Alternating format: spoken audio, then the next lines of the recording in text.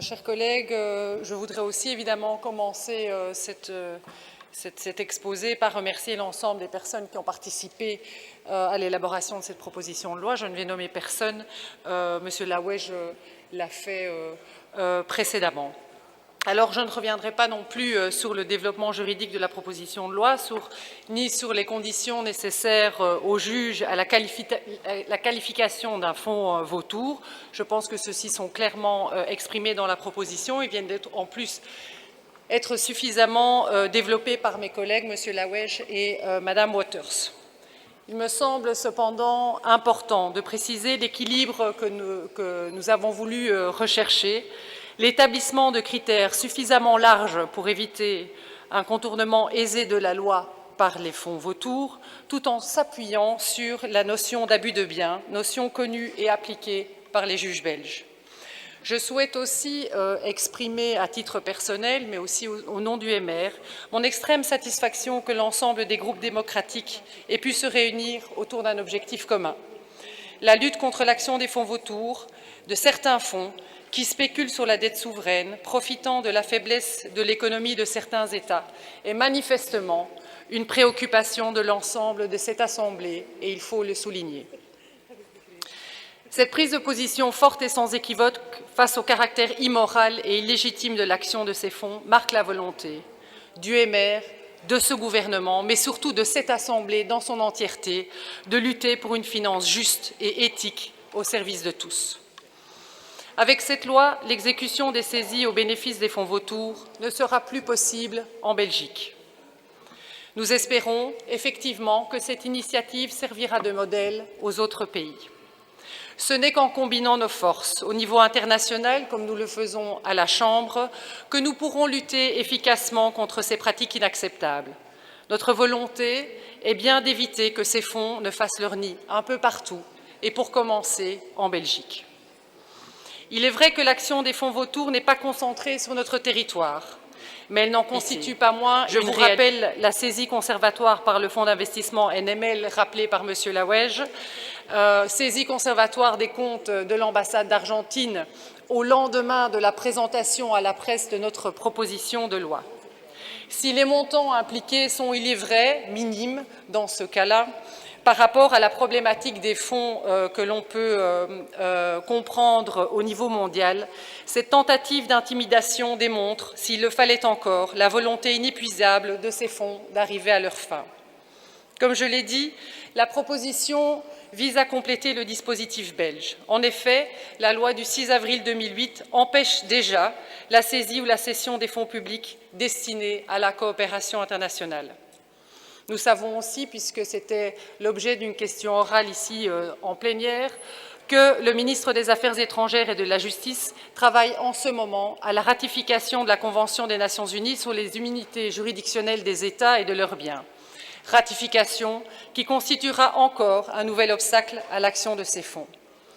Nous pouvons aussi évoquer l'obligation depuis 2013 de l'insertion dans toute nouvelle émission de dette souveraine d'un pays de la zone euro d'une clause d'action collective.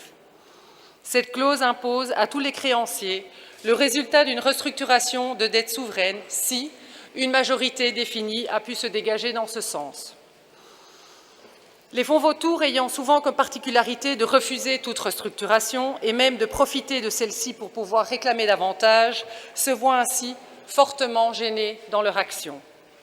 Il importe donc aux États émetteurs hors eurozone de suivre le même chemin, empruntant sous cette réserve afin de se prémunir au maximum de l'action de ces fonds en cas de restructuration inévitable.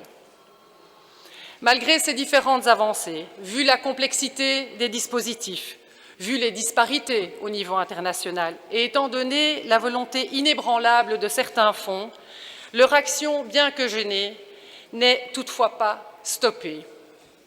Seule une action européenne et ou internationale pourra réellement être efficace, action que nous appelons de nos vœux.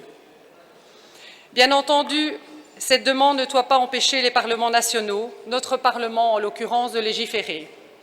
En effet, si cette proposition de loi ne résout pas l'ensemble de la problématique, au-delà du message fort qu'elle porte, elle gêne l'action éventuelle des fonds sur notre territoire.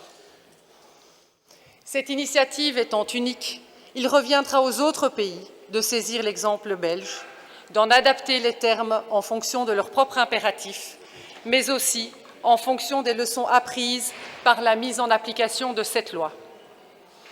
Il est important que le marché secondaire des dettes souveraines ne soit pas perturbé afin d'assurer aux États emprunteurs une réelle capacité à emprunter. Les créanciers classiques doivent pouvoir continuer à être rémunérés en fonction de leur prise de risque. Cette capacité est vitale aux États emprunteurs. En effet, sans créanciers, pas de financement de dette. Il est clair que cette proposition de loi ne vise pas le fonctionnement des fonds classiques agissant sur le marché secondaire, mais vise bien les fonds poursuivant un avantage illégitime, avantage qui devra, le cas échéant, être apprécié par le juge. De même, il ne s'agit pas non plus de demander aux banques et intermédiaires financiers de se substituer aux juges. En effet, aucune obligation nouvelle n'est imposée à ces derniers. Un contrôle systématique et proactif par les banques et intermédiaires n'est en effet pas envisageable, tant pour des raisons opérationnelles que juridiques. Ceci a été clairement confirmé lors de nos travaux parlementaires. Pour terminer, je souhaite aussi évoquer un article, l'article du vif de ce jour, qui est consacré à un litige porté devant le tribunal de commerce de Bruxelles. Ce litige oppose créanciers, banques et opérateurs dans le règlement de la dette argentine. Les différents éléments de ce dossier démontrent encore l'extrême complexité des dispositifs présents. Le prononcé de ce jugement influencera sans aucun doute les stratégies mises en place tant par les fonds vautours que celles mises en place pour les combattre.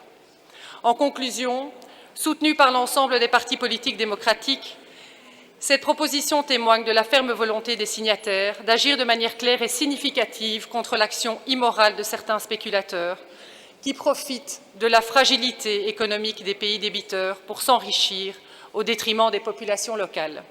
Je vous confirme donc que c'est l'ensemble de mon groupe avec conviction vote cette proposition de loi. Je vous remercie.